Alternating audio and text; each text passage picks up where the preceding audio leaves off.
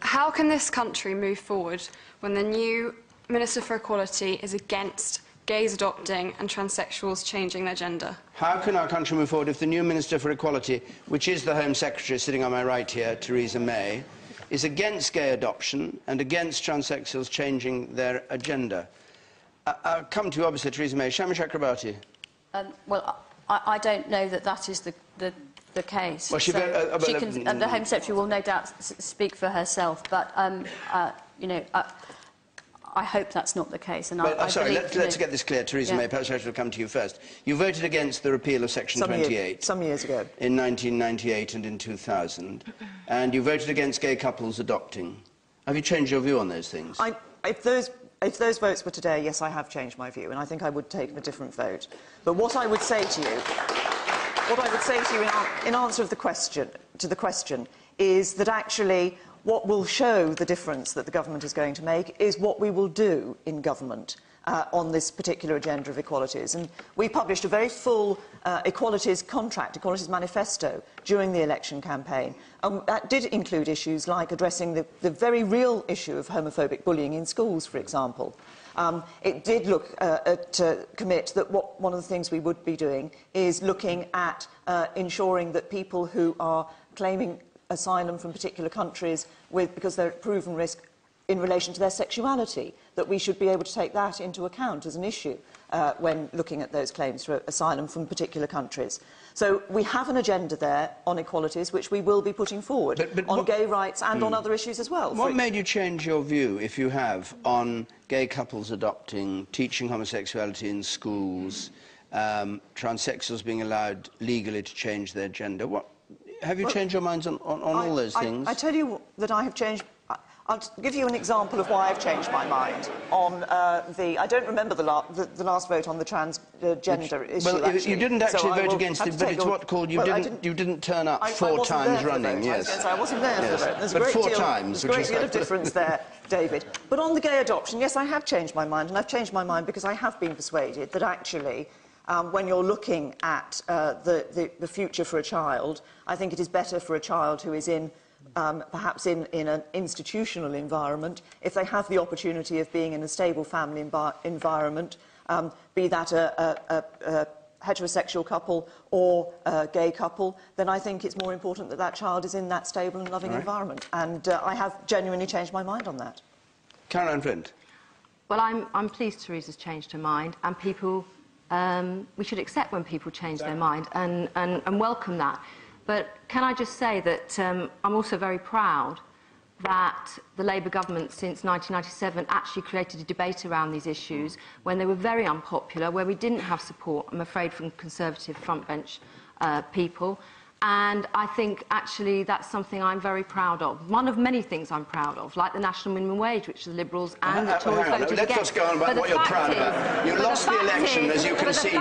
We don't want to hear a repetition. No, I won't, Caroline, actually. No, I won't, Caroline, because we don't want to hear this. Other parties have changed their view because Labour started the debate. The election's over. You, sir, in the front. Yes. For the Minister for Equality, there's clearly a very clear divide in the pay between men and women in this country, and it's an ongoing situation which we've had for a very long time. If this was the case between a man of one skin colour and a man of another, it would be completely unacceptable, and we'd be making national issue of it. What is your plan in the government to actually try and overcome this? They're a bit far away from gay adoption, but since you've backed off that one, perhaps you just briefly answer that. I didn't back off that one. I actually answered the question. No, you backed off in the sense you said you no longer felt the way you did. So changed my mind. Yes, you're absolutely right. And, of course, the situation in this country is that for several decades we've actually had legislation against discrimination in pay. We've had legislation on equal pay, which obviously hasn't been fully working. There's a variety of reasons why we still have that gender pay gap, and you can measure it in various ways. The normal measurement, usual measurement use, it's about 16% at the moment. One of the things we looked at doing was making companies who were found guilty of discrimination be required to have a compulsory pay audit. The Liberal Democrats took a slightly different view in relation to pay audits, and what we have in this document is that we will be taking action in relation to equal pay. We're going to discuss which of those approaches is going to be the best one that is going to actually have results. But there are some other things that need to be done as well, too, because girls and young women need to get better careers advice, which is something we need to do. Let's not go too far down this road, because the question was about something different. I don't know why I let it in, but there you are, the woman there.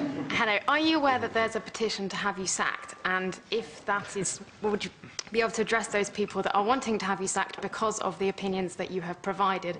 But if you've changed your mind, then surely you should address us and let us know. Who's the petition from? It's on Facebook. All right, you know about it. And why do you want her sacked? You've signed it, Well, haven't no, I haven't signed it. I've just been aware of it.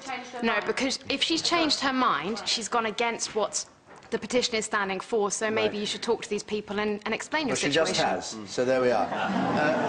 Douglas Murray, and then I come to you, Shamit. Yes, I mean, quickly, I mean, the Tory party, which has a terrible record of homophobia, of the kind of votes that the new Home Secretary voted along, including, by the way, the Section 28 was not about teaching homosexuality, it was, among other things, teaching young men how not to contract fatal diseases. It's always put as if it was some kind of advertisement for it. The Tory party has a terrible track record on this. However, they have noticed that under Labour, a lot of this changed. Labour did introduce, you've got to give them credit to it, very progressive, decent legislation on this. The Conservatives have realised the country has changed, and they have quite rightly realised they should change with it. The only thing I would add very quickly on that is that for all LGBT campaigners and others who sympathise with them, I think it's very important, whatever we think about this, that we also do not try to shut down debate. One of the problems that's happened recently is that gay rights campaigners and their friends and sympathisers have tried to sort of get out of the public sphere anything they don't agree with. Thank you. I'm against certain opinions, but I still think we have to allow them to be there in the mix. Ming Campbell, we only have about 30 seconds left. Very quick. Families come now in all shapes and sizes, and I think the celebration of the diversity of the people in the United Kingdom is absolutely central to the kind of country I want to live in, and I'm delighted that it's buttressed by the provisions of the European Convention on Human Rights. And do you want one sentence, because you started, but I cut you off to hear from Theresa May? Caroline Flint should be proud of her government's record in gay equality, and the new Home Secretary, delightful to be on a panel with 3 women for a change, by the way, should be proud of having changed her mind. Okay.